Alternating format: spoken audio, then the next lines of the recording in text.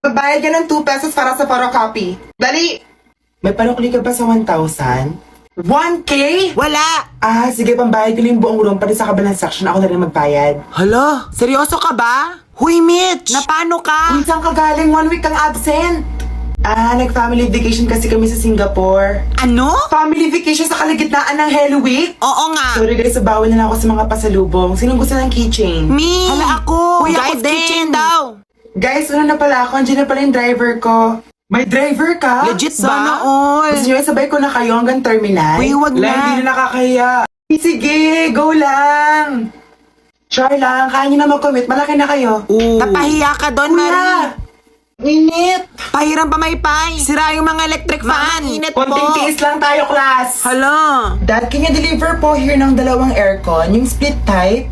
Sira kasi electric fan namin dito sa room. Grabe. O kaya, Dad, bilhin mo na kaya tong buong school.